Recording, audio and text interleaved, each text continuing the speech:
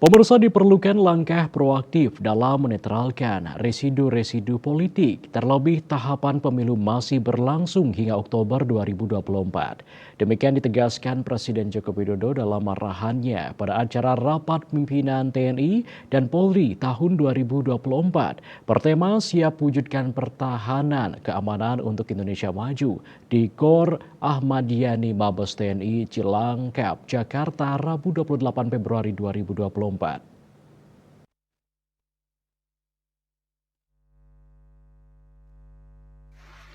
Dikutip dari kantor berita Antara, Presiden Jokowi mengatakan TNI Polri perlu mengambil langkah proaktif untuk menetralkan residu-residu politik untuk memitigasi disinformasi pemilu serta menjaga kerukunan, menjaga persatuan sebagai sebuah bangsa dan negara. Jokowi berterima kasih kepada jajaran TNI dan Polri yang telah menjamin keamanan dan ketertiban selama pelaksanaan pemilu sehingga pemungutan suara dan penghitungan suara berlangsung dengan aman dan damai.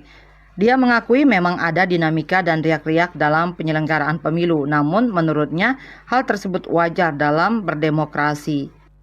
Yang saya hormati Panglima TNI dan Kapolri beserta seluruh Kepala Staf Angkatan,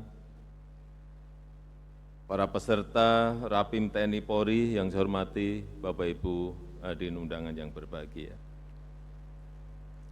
Pertama-tama saya ingin menyampaikan ucapan terima kasih yang sebesar-besarnya kepada seluruh jajaran TNI dan Polri yang telah menjamin keamanan, yang telah menjamin ketertiban selama pelaksanaan pemilu sehingga pemungutan suara dan penghitungan suara berlangsung dengan aman dan damai.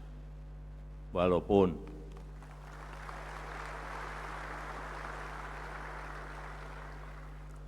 saya tahu ada sedikit dinamika dan riak-riak kecil. Itu biasa dan wajar dalam kita berdemokrasi, perbedaan pendapat, perbedaan pilihan, itu juga sangat wajar dalam demokrasi. Namun perlu juga saya ingatkan masih ada beberapa tahapan pemilu sampai Oktober nanti yang perlu langkah-langkah proaktif untuk menetralisir residu-residu politik, untuk memitigasi disinformasi pemilu, serta menjaga kerukunan, menjaga persatuan kita sebagai sebuah bangsa dan negara.